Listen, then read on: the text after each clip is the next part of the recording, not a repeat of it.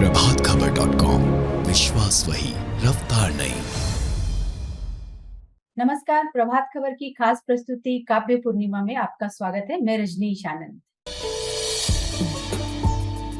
काव्य पूर्णिमा के पिछले अंकों में हमने आपको देश के कई युवा चर्चित कवियों से मिलवाया। आज हमारे सामने है अनामिका अनु। अनामिका जी का सबसे पहले हम इस कार्यक्रम में स्वागत करते हैं। अनामिका जी, आपका स्वागत है हमारे इस खास कार्यक्रम में। नमस्कार। काव्य पूर्णिमा के सभी लोगों का मैं अभिवादन करती हूँ। मेरा पहला सवाल आपसे यही रहेगा कि आप बिहार की रहने वाली हैं और पिछले काफी समय से केरल में रह रही हैं। तो क्या आपकी मतलब आपका केरल से क्या नाता है, ये जरा सा बता दें हमारे दर्शकों को। हाँ, मैं लगभग 15 वर्षों से केरल में हूँ और कामकाज के दौरान ही मेरी और मेरे पति दोनों केरल के तिरुवनंतपुरम में रह रहे हैं। और केरल से मेरा एक बौद्धिक जुड़ाव है। यहाँ की जीवन शैली, यहाँ के साहित्य, कला और संस्कृति से मेरा गहरा लगाव रहा है, तो मैं उस पर लंबे समय से काम करती रही। तो मतलब आप केरल में रह रही हैं और कई अनुवाद भी किए हैं जितना मैं जानती हूँ। तो वो अनुवाद की प्रेरणा आपको कैसे मिली? देखिए, केरल का साहित्य बहुत समृद्ध है। यहाँ अभी केरल का जो वर्तमान परिप्रेक्ष्य में अगर केरल की बात करें तो 3 पीढ़ियाँ लगातार साथ में लिख रही हैं। तो जब मैं इनकी कविताओं को पढ़ रही थी या किसी बौद्धिक संगोष्ठी में इनको सुनने का मौका मिल रहा था, तो ये बात मुझे बड़ी आश्चर्यजनक तरीके से अनोखी लगी कि तीनों पीढ़ियों में के लेखन में बहुत विभिन्नता है। हर पीढ़ी के लेखन में विभिन्नता है, उनके वैचारिक आग्रहों में, उनके जीवन दर्शन में और उनके काव्य को बरतने के तरीके में। तो जब मैं इन कविताओं से होकर गुज़र रही थी, तो मुझे यह भी पता चला कि विश्व की अन्य भाषाओं में इन कविताओं के अनुवाद पहुँच रहे हैं और दुनिया भर में इन कविताओं को सराहा जा रहा है। तो मैंने सोचा कि इनमें से कुछ महत्वपूर्ण कवियों की कविताओं का अनुवाद कर उसको हिंदी के पाठकों तक पहुँचाया जाए। तो मैंने तीनों पीढ़ी से कुछ-कुछ कवि लिए, जैसे अय्यप्पा पनिकर को लिया, उसके बाद के सच्चिदानंदन को वरिष्ठों में से लिया, फिर प्रौढ़ों की श्रेणी में मैंने जॉर्ज को लिया, गोपी कृष्णन कुट्टूर को लिया, उसके बाद मेरी 30-40 की उम्र में आने वाली मीरा नायर, बबीता जस्टिन को, मुझसे छोटे लोगों में जो 20-25 के श्रेणी में आ रहे थे 30 के, उसमें मैंने चंद्रमोहन को लिया, मैथ्यू जैस्पर को लिया। इस तरह से मैंने तीनों पीढ़ियों में से विभिन्न तरीके से काव्य को बरतने वाले कवियों को चुना और उनकी कुछ-कुछ कविताओं का अनुवाद हिंदी पाठकों तक पहुँचाया। जी, जैसे आप पिछले 15 साल से केरल में रह रही हैं, तो वहाँ के साहित्य को आपने जाना, समझा। तो आपको हिंदी के कवियों और मतलब वहाँ केरल में जो कवि हैं, उनके लेखन में क्या विभिन्नता नज़र आई? मतलब क्या अंतर नज़र आया?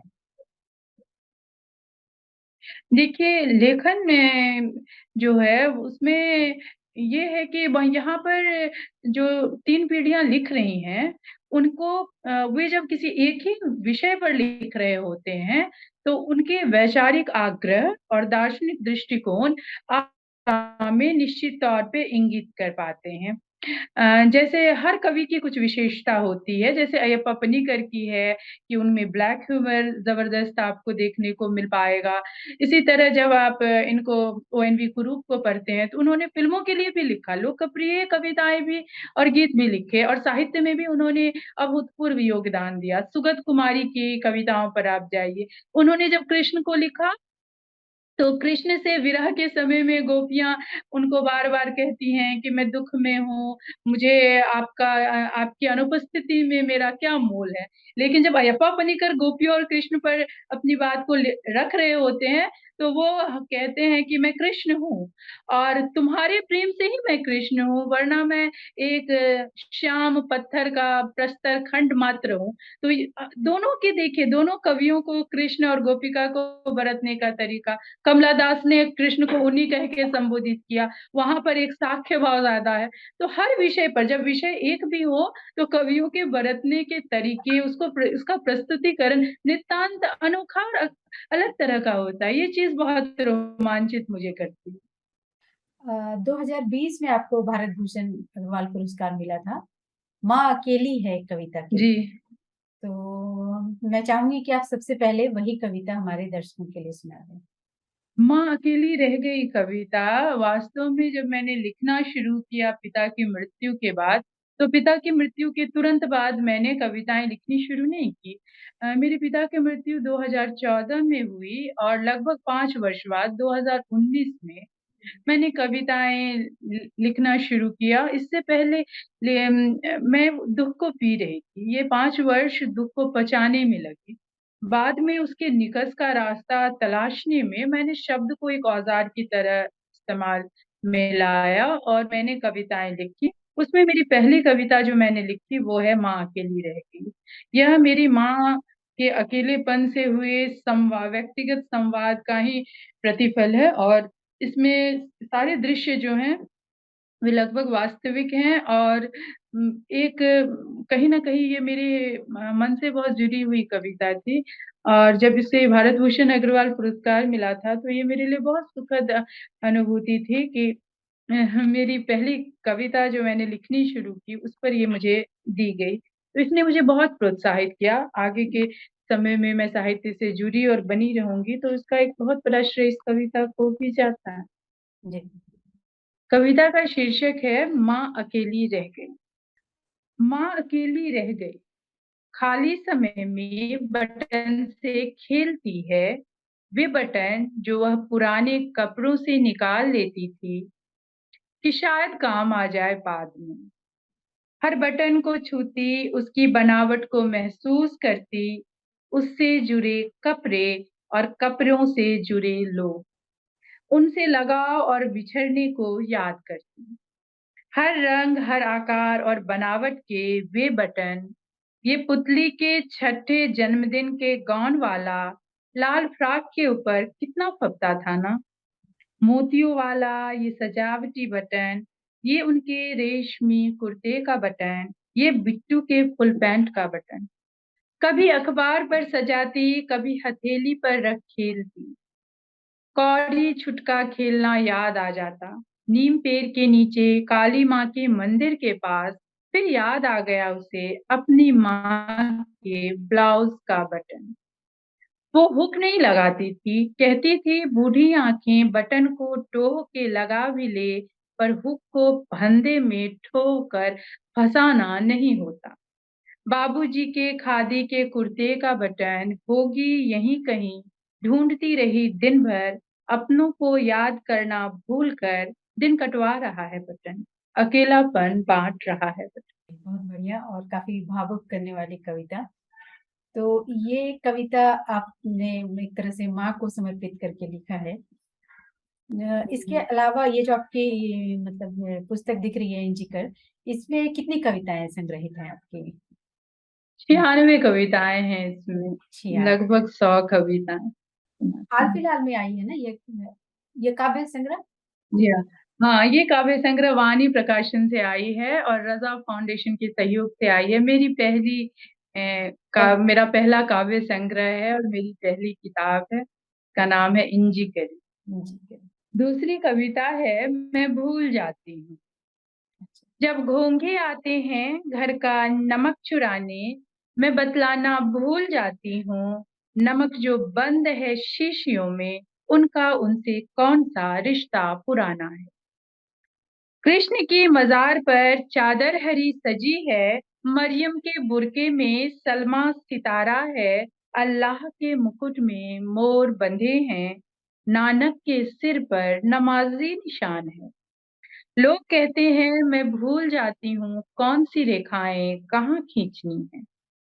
मैं आजकल बाजार से दृश्य लाती हूँ समेट कर आंखों में, भूल जाती हूँ खर्च कितना किया समय, झोली टटोलती उंगलियों को आंखों के सौदे याद नहीं रहते।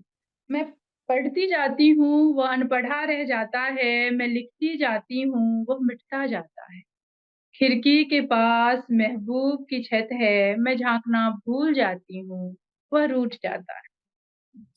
मैं भूल जाती हूँ चार तहों के भीतर इश्क की चिट्ठियां छिपाना।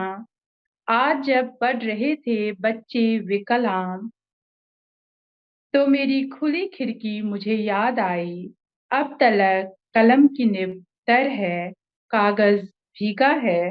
मैं भूल गई कल बारिश के साथ नमी आई। जी, बहुत बढ़िया लिखा आपने। एक सवाल मैं आपसे पूछना चाहती हूँ अनामिका जी। जैसे आजकल जी। कई लोग फ़ेसबुक पर लिखते हैं, तो इस पर कई बातें होती हैं, विवाद होता है कि फ़ेसबुक पर जो साहित्य लिखा जा रहा है, वो कहीं न कहीं साहित्य का स्तर गिरा रहा है। लोग कुछ भी लिख रहे हैं और उसको कविता बता रहे हैं। तो इस पर आप क्या सोचती हैं? देखिए फ़ेसबुक पर लिखने से औरतों को और जो वंचित लोग थे जिनको साहित्य में उतना प्रतिनिधित्व नहीं मिला था, उनके दरवाज़े तो ज़रूर फ़ेसबुक और सोशल मीडिया ने खोले। पहले आप देखिए कि औरतों का कितना प्रतिनिधित्व आपके प्रमुख और क्या कहते हैं सो कॉल्ड बहुत बड़े साहित्य के फलक में कितनी उनकी उपस्थिति थी। बिल्कुल ही नहीं, बहुत कम उनकी उपस्थिति थी, गिनती में कविताएँ लिखने वाली महिलाएँ, साहित्य लिखने वाली महिलाएँ थीं। लेकिन अब जब ये फ़ेसबुक और ये सोशल मीडिया ने अपने दरवाजे खोले हैं, तो बड़ी संख्या में औरतें लिख रही हैं। बड़ी संख्या में स्त्रियाँ लिख रही हैं, अच्छा-बुरा।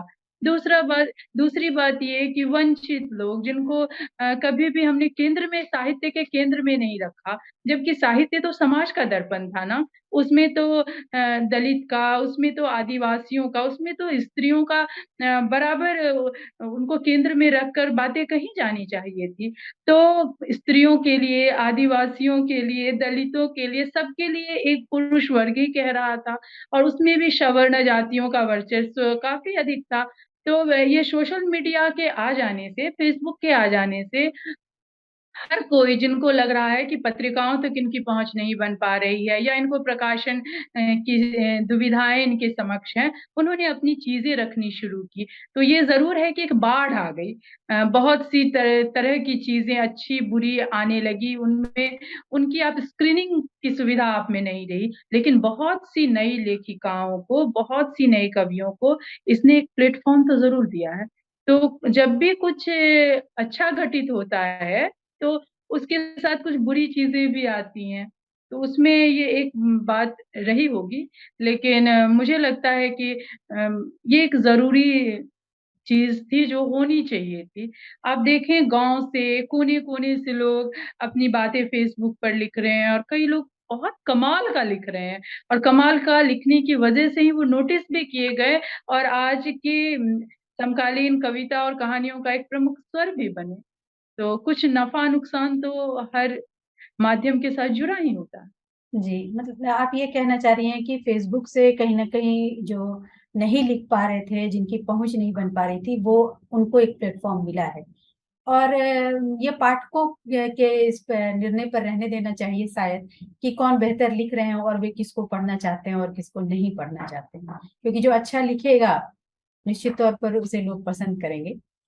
अ, महिलाओं के बारे में एक और बात कही जाती है कि वो ज़्यादातर अपने अपने आस-पास की घटनाओं को या यूँ कहें कि जो उनके साथ घटित होता है, उसको वो ज़्यादा स्वर दे रही हैं, बशर्ते सामाजिक मुद्दों को लेकर के। तो इस पर आप क्या कहेंगी? देखिए जब आपके शरीर पे बहुत बड़ा-सा कोई घाव हो ना, तो पहले आप ना उसका इलाज करेंगे और फिर आप देखेंगे कि आपको कौन से और काम करने हैं घर में। जब हाथ जला हो तो पहले आप मलहम लगाएँगे, फिर आप सोचेंगे आपको रोटी भी पकानी है, आपको दफ्तर भी जाना है और आपको अपने कपड़े की धुलाई भी करनी है। तो औरतों के साथ मसला यही हुआ। लंबे समय तक उनकी पीड़ाएँ, उनके सुख-दुःख कहने का की सारी ज़िम्मेदारी पुरुषों ने ले रखी थी। वे उनके बिहाफ़ में बोल रहे थे। अब मौका आया कि स्त्रियाँ अपने लिए खुद बोल रही थी, जो ज़्यादा यथार्थपरक है और ज़्यादा सच है। कोई भी व्यक्ति अपने बारे में ज़्यादा सच बता सकता है बनिस्बत दूसरे की तुलना में।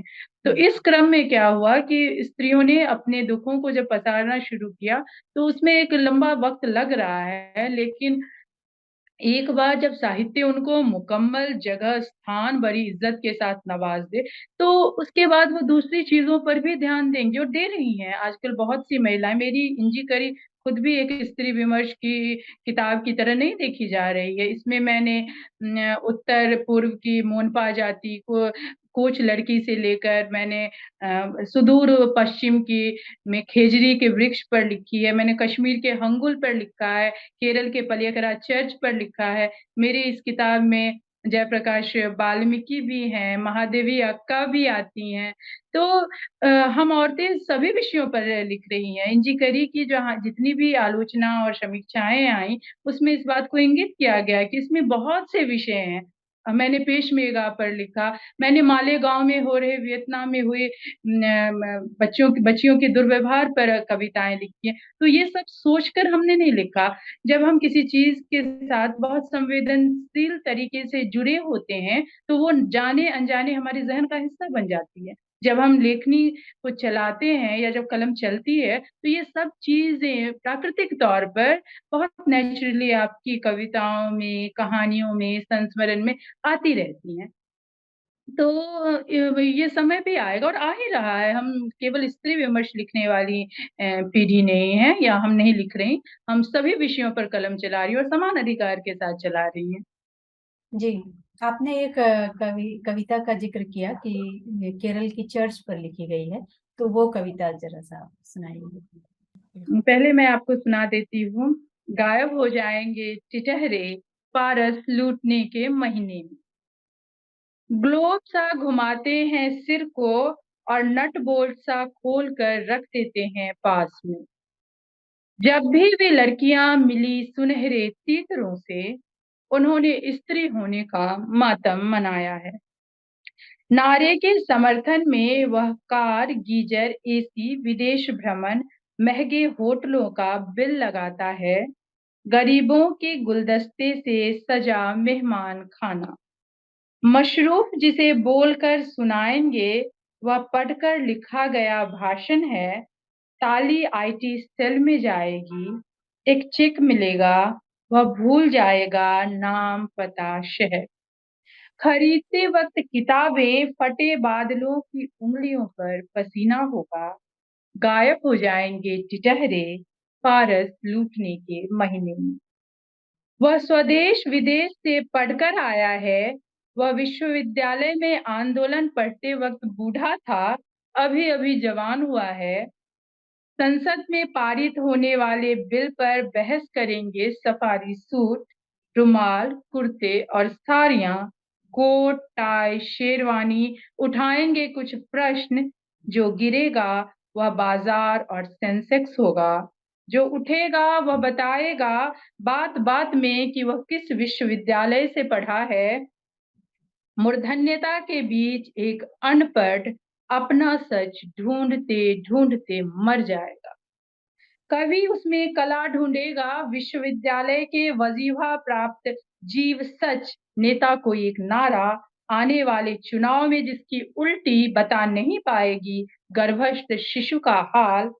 हम शब्द खाते हैं, उगलते भी, खेत लिखे तलवे भिड़ते हैं हवाई दौरे रंगाई एरियों से, रोएंगे आसमान भी, मौसम तो आने दे। चलिए अब आपकी पसंद की मैं सुना दूँ। चर्च वाली। पलेकरा चर्च वाली, पलेकरा चर्च हमारे केरल में है और बहुत पुराना चर्च है। अच्छा, तो उसका मैंने इसमें इस्तेमाल इस कविता में किया है। कविता का शीर्षक है समर्पण के 3 बिंब। जी।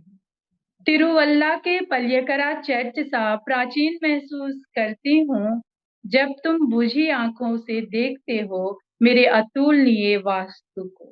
मेरा सारा आंतरिक बोध तुम्हारी मुस्कान और आँखों की श्रद्धा को समर्पित हो जाता है और मैं नवजात शिशु में परिवर्तित हो जाती हूँ, सर्वथा नूतन।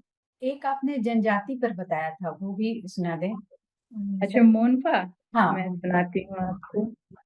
मोनपा हाँ, नॉर्थ ईस्ट में पाई जाने वाली ये जनजाति है और ये व्यापार में बड़े पारंगत होते थे हुँ, और इन्होंने व्यापार में काफ़ी सिद्धहस्तता हासिल कर ली थी।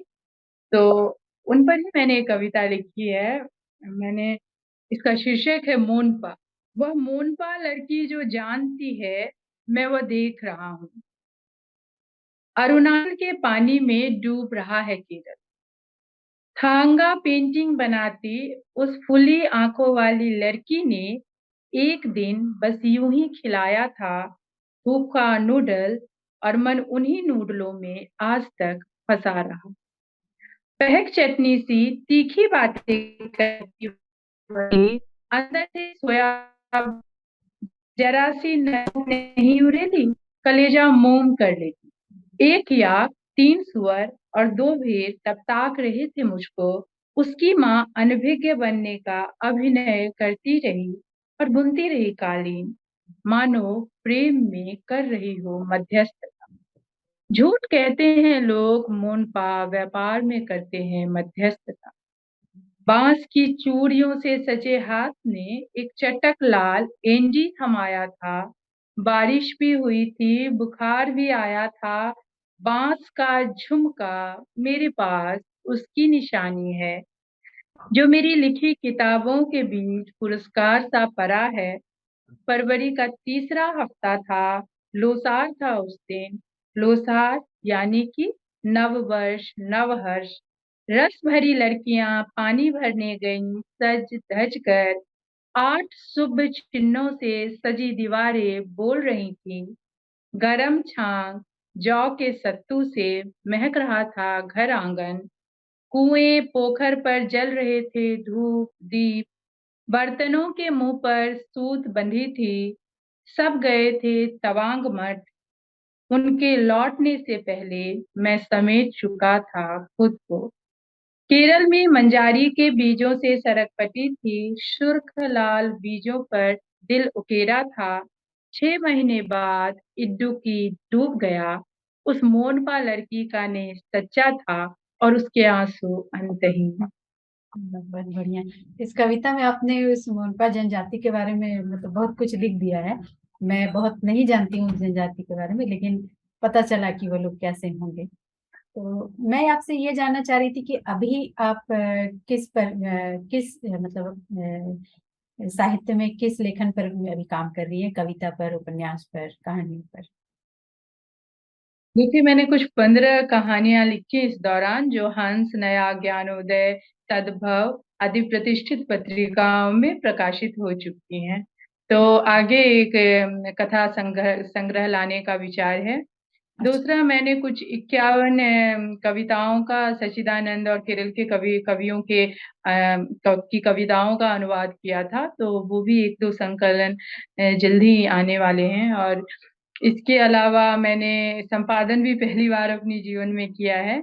इसमें 36 लोगों ने योगदान दिया है और इसमें भी हर उम्र के लोगों को मैंने लिया है। कुछ वरिष्ठ को, कुछ प्रौढ़ को, कुछ युवा को, कुछ बहुत कम उम्र के लोगों को। और मैंने इसमें एक और बात ध्यान रखी है कि ये विभिन्न क्षेत्रों से आते हैं। इनके अनुभव, इनका भाषा संस्कार, इनकी भौगोलिक परिस्थितियां और इनके भाषा बरतने का मिजाज जो है वो नितांत अलग हो। तो तो ये 36 बेहतरीन कविता संग्रह रचनाओं के साथ मैं ये कविता संग्रह है नहीं, या ये कहानी? सबों का गद्य है।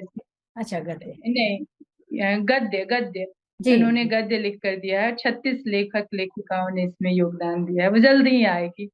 अच्छा, तो चलिए, आपने हमें इतना समय दिया। आपको भविष्य के लिए बहुत शुभकामनाएं। आपका आभार। जी, शुक्रिया। और काव्य पूर्णिमा के सभी लोगों का अभिवादन। जी, आभार आपका। काव्य पूर्णिमा के इस अंक में आपने सुना युवा कवित्री अनामिका अनु को।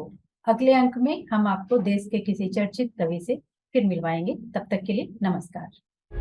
प्रभातखबर.com, विश्वास वही, रफ्तार नहीं।